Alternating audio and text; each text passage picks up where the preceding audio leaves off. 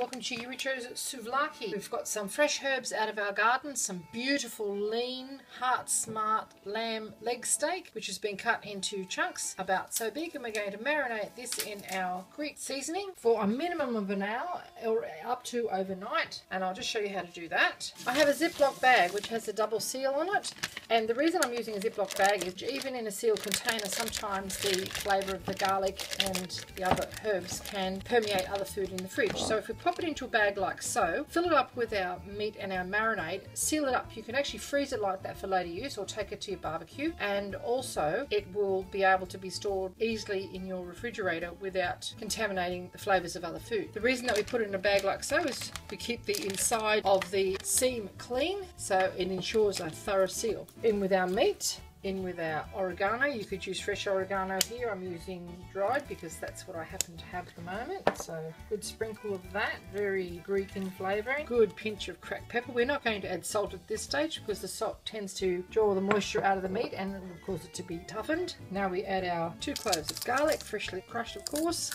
You can't get freshly crushed garlic. The bottle stuff is quite okay. Now we're just going to get some zest of a lemon. Just the yellow bit. See that? We're not even getting into the white bit there, the pith, because that's really quite bitter. So just a little bit to give it flavour. You don't want it to be overpowering. The oils and the lemon will actually go into the meat quite readily. And we've got some lemon juice as well. So in with our lemon juice. This is all to taste. A tiny splash of extra virgin olive oil. Not too much, that will carry those flavours as well. So we've just got some fresh mint leaves that have just been washed and picked from the garden. A couple of pieces of rosemary. A couple of sprigs of our parsley. Bunch it all up. Give it a really fine chop. And that's what you are after. And the fragrance coming from these herbs is absolutely divine. In they go. Be careful you don't puncture your bag as you pop that in. There's no stalky bits there to compromise the bag. And of course there's no bones on the lean meat. Nothing in there that's going to damage the bag at all. And now, keeping the sides clean, we just lift them up and seal the bag. Your Ziploc isn't compromised at all. You just seal it all up. I will be expelling the air from it shortly, but the air that's in there at the moment will actually assist with the massaging technique to ensure that all of these ingredients are well incorporated with the lamb. So give it a good massage around. Every section of lamb has the benefit of coming into contact with that beautiful marinade. Now just pinch one section open a little. Squeeze all of the air out that you can and seal it up. Now, you can pop it into the fridge or the freezer just as it is and use it at a later stage.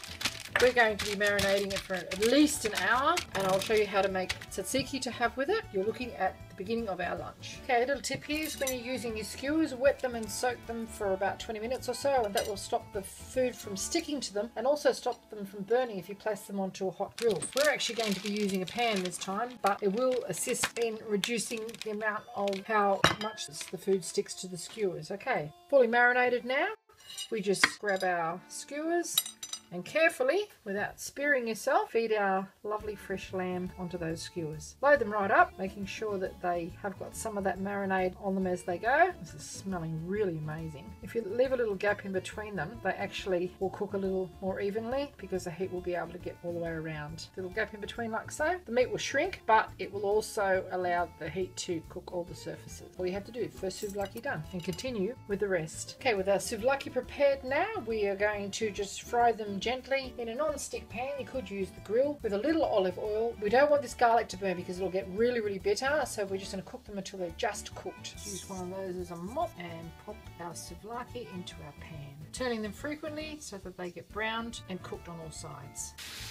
Okay, after about 3 minutes, it's time to turn these little fellas over. Okay, a couple of minutes later, and our souvlaki is well and truly cooked. We just remove it from the pan, and we're going to throw in our onion to deglaze that pan, and that will be used in our souvlaki as well. So we just put that to one side to keep warm. And into our pan goes our onions, a little extra virgin olive oil, a pinch of sea salt flakes, and a little water just to loosen up those pan juices.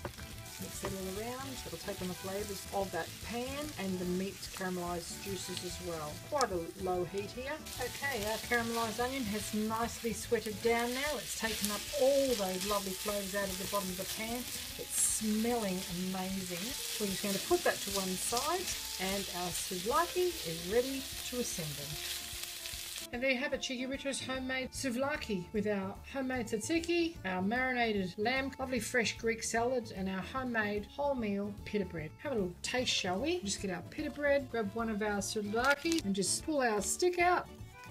Leaves the meat intact. Some of our tzatziki, some of our homemade Greek salad, and some of our caramelised onion. And there you have it. Roll that up. It's lovely and pliable and fresh. And have a taste, shall we?